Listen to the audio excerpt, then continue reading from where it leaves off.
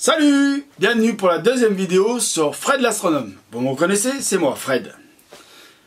Donc voilà, je vous ai fait une première vidéo de présentation et maintenant je vous ai fait une deuxième vidéo pour vous parler de ce qui va se passer le 9 mai. Le 9 mai, on ne fera pas de l'astronomie dans la nuit. Non, on va faire de l'astronomie en plein jour. On va regarder le soleil avec des télescopes, des lunettes. Mais attention, je m'arrête là tout de suite. On va pas faire ça n'importe comment. Parce que sinon, on risque de se brûler les yeux. Et pour un astronome qui soit amateur ou professionnel, le plus important, l'outil le plus important, c'est les yeux. Donc je vais vous montrer quelque chose. Ça s'appelle un filtre. Je sais pas si vous le voyez bien là. Vous voyez, j'essaye de le faire bouger un petit peu. C'est ce qu'on appelle un filtre qui retient la lumière du soleil à 99,99%. Ce filtre, bon, alors, il n'est pas à la taille de tous les télescopes et de toutes les lunettes. Hein. C'est un petit filtre, voilà, qui était pour une lunette de 70 mm. Hein. Si vous utilisez des télescopes de plus grand diamètre, il faut acheter, bien sûr, de plus grand diamètre. Je vous expliquerai pourquoi, parce que ça va à l'ouverture du télescope. Ou de la lunette. À l'ouverture, d'accord? Vous mettez bien ça. Ou une feuille de millard qui se vendent en A4 à peu près à 25 € à peu près sur internet. Hein. Donc voilà. Donc ça c'est un filtre qui est de classe A Solar Filter. Hein. Vous voyez, c'était pour un vieux ETX 6070 de la marque Meade. Hein, bon, marque Meade n'est plus vendue en France, hein, vous le savez. Donc voilà, et il faut bien que votre filtre, vous en preniez soin quand vous l'achetez, quand c'est des filtres en verre. Mettez jamais les doigts sur le filtre. Si vous abîmez ça, si vous le faites tomber, vous le rayez, vous pouvez le mettre à la poubelle. C'est terminé. On est bien d'accord là-dessus? Maintenant, pour tous les petits malins qui voudraient s'amuser à regarder le soleil à travers une lunette, un télescope, mettant l'œil à l'oculaire sans aucune protection, c'est-à-dire sans aucun filtre, sans aucun papier millard, je me désengage de toute responsabilité. Pour vous dire, si vous mettez votre œil dans un oculaire avec un télescope pointé ou une lunette pointée sur le soleil, il n'y a pas ça devant. Ça là, hein, vous voyez, ça là. Vous êtes foutu. Votre œil est fini. J'ai un petit ton grave là parce que faut quand même pas déconner. N'allez pas vous brûler la rétine juste pour regarder Mercure qui passe devant le soleil. Ça coûte peut-être un bras. Mais ça vous sauvera la vue. Voilà. Bon, sur ce, le petit moment grave est fini. Donc, qu'est-ce qui va se passer? Eh bien, on va avoir cette grosse boule de plasma, là, qui est le Soleil, qui est à 150 millions de kilomètres de la Terre, 8 minutes lumière, et qui, devant, va avoir un tout petit point noir. Ben alors, tout petit, hein, parce que Mercure... je ne sais pas si vous savez, mais c'est tout petit Mercure, hein.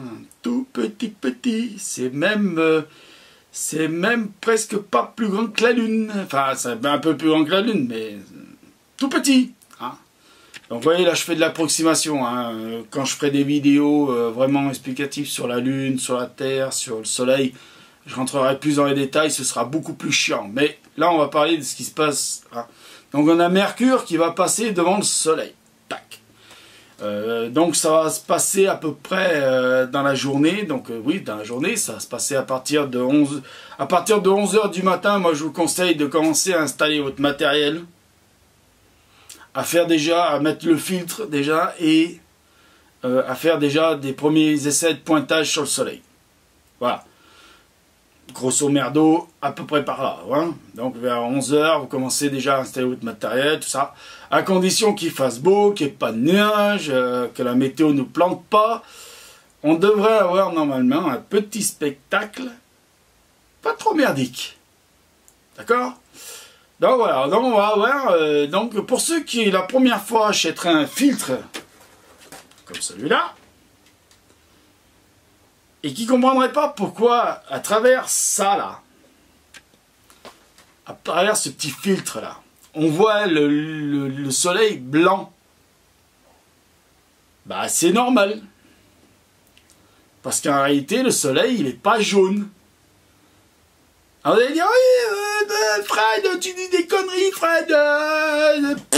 Oui, d'accord, je dis des conneries, peut-être. Non, je dis pas de conneries. Non.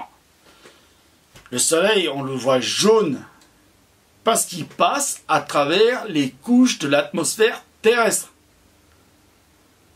Si vous avez la chance de mettre votre petit derrière dans une fusée et que vous supportez les je sais pas combien de G, 8 ou 9 G qui prennent dans tout le corps, et vous arrivez à aller jusqu'à la station internationale là-haut à 400 km d'altitude, vous me direz oui, le soleil est pas jaune, le soleil est blanc. Le soleil est jaune parce qu'il passe à travers les couches de l'atmosphère. L'atmosphère est composée donc d'azote, d'oxygène, de particules d'eau, de particules de poussière. Et tout ça fait que certains rayons de lumière que nous ne voyons pas, donc des rayons infrarouges, ultraviolets, tout ça, sont arrêtés par l'atmosphère, fait que nous voyons le soleil jaune. Et que le ciel, en plein jour, il est bleu. S'il y en a qui ont entendu dire que le ciel était bleu parce que c'était le soleil qui se reflétait sur les océans et que ça se reflétait sur le ciel et que ça faisait la couleur du ciel bleu, ouvrez un bouquin d'astronomie au moins une fois dans votre vie. C'est pas compliqué. Je l'ai déjà dit dans la première vidéo, j'ai pas le bac moi. J'ai même pas le BEP. Pourtant, je sais que c'est pas les océans, le soleil en fait sur les océans qui fait le soleil bleu. Hein? Bon. Deuxièmement, la nuit est noire, c'est pas parce que la lune ou les étoiles se reflètent sur les routes que le goudron est noir et que ça fait la nuit noire. Non, c'est parce que le soleil est plus là. Donc, il éclaire plus l'atmosphère. Donc, il ne fait plus réagir les molécules qui composent l'atmosphère qu'on respire. L'atmosphère, on appelle ça du dioxygène, parce qu'il y a beaucoup d'azote. Il y a à peu près dans les 76% d'azote, 23% d'oxygène et quelques pourcents d'autres gaz rares. C'est pour ça que... Enfin voilà, je vous expliquerai mieux dans une autre vidéo pourquoi le ciel est bleu. Là, je vois que la vidéo commence à s'éterniser et qu'on n'a pas reparlé de Mercure qui va passer devant le soleil. Donc voilà. Donc, chose à savoir, le 9 mai au matin, vous installez votre matériel. Voilà. Vous attendez que le soleil se lève, vous pointez votre télescope avec ça dessus. Avec ça dessus. Ne pointez jamais le soleil sans ça. Je le redis, je vais être chiant, je vais vous emmerder à chaque fois qu'on va parler du soleil et qu'on va vouloir observer le soleil. Et pas que pour Mercure. Hein. Si vous voulez aller voir les taches solaires, les petites follicules, donc les petits points noirs qu'il y a sur le soleil, mettez ça aussi. Hein. Dites pas, Fred il a dit pour regarder Mercure. Non, non, non, non. Pour regarder, quand vous voulez regarder le soleil, vous mettez ça. Point barre. Discutez pas, vous le mettez, point, c'est tout. Ça évitera que les urgences ophtalmiques se retrouvent avec plein de gens. J'ai regardé le soleil et j'ai mal aux yeux. Ouais, mais t'auras pas mal aux yeux, mon gars. Tu vas être aveugle. Donc le soleil, tu le verras plus. Donc tu mets ça. Ah, je refais ma petite chantitude. Mais tu remets ça, c'est important.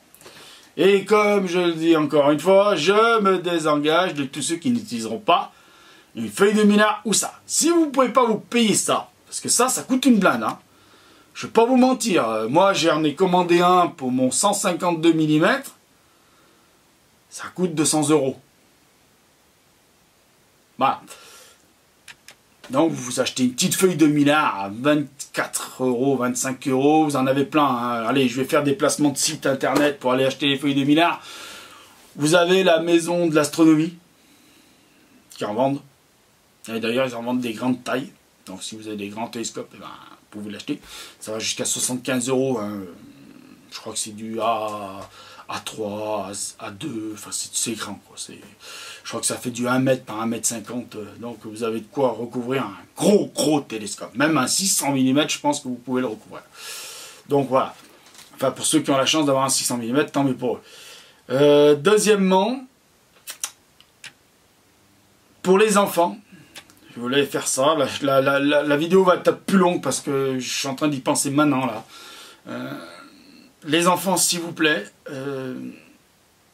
ne faites jamais une observation du soleil sans un adulte. Ayez un adulte responsable avec vous, s'il vous plaît. S'il vous plaît. Voilà. Je le dis aux parents qui veulent dire à leurs enfants, tu veux observer le soleil, le papa il a du matos, machin, ou maman a du matos, parce que pourquoi toujours papa? Il peut y avoir maman qui a du matos, hein. Les femmes ont le droit de faire de l'astronomie aussi. Hein. Et bien s'il vous plaît, si votre enfant dit, voilà le 9 mai, il y a Mercure qui passe dans le soleil, machin, j'ai vu la vidéo de Fred, ou la vidéo de d'autres youtubeurs astronomes amateurs, parce qu'il y a d'autres chaînes youtubeurs astronomes amateurs, je vous en ferai une vidéo d'ailleurs là-dessus, je vous dirai où aller voir, qui aller voir, qui est sympa, qui ne l'est pas, bah non, je plaisante, mais bon, je vous dirai qui aller voir comme chaîne YouTube, si vous voulez en voir d'autres, si les miennes ne vous plaisent pas, vidéo, ça peut arriver, hein, je ne suis pas obligé de plaire à tout le monde. Donc voilà, donc les enfants, ne faites pas ça tout seul. C'est comme quand on vous dit dans une cuisine, vous n'allez pas dans la cuisine, vous n'allez pas toucher la casserole qui est sur le feu, et ben là c'est pareil. Vous attendez papa ou maman et vous mettez bien à papa ou à maman, et puis papa, maman, les parents, là, si vous voyez ma vidéo, n'oubliez pas ça, même pour vos gamins. Hein, bon. Voilà. S'il vous plaît. Hein? Bon. Sur ce, je vous remercie de me regarder. Si ça vous a plu, si ça vous plaît mes vidéos, ben abonnez-vous. Hein. Mettez-moi un petit pouce bleu, ça fait toujours plaisir. Hein. Voilà. Je sais que le son est dégueulasse sur mes vidéos. J'en suis sûr qu'il y en a qui vont l'écrire. C'est que j'attends toujours mon micro. Si on pouvait me le livrer vite, les gars chez qui j'ai acheté le micro, hein, je vous ferai de la bonne pub, promis. Je ferai un petit placement de pub, enfin, gratos, hein, je le ferai. Hein. Et je le redis, je le répète, si vous voulez aller voir des belles images sur internet d'astronomes amateurs qui sont des astrophotographes, qu'on appelle des astrophotographes, qui font de l'astrophotographie, allez voir, donc déjà Arnaud Thierry. Alors lui, allez voir parce que alors lui, nickel. C'est un gars qui fait de la photo, qui vit de la photo.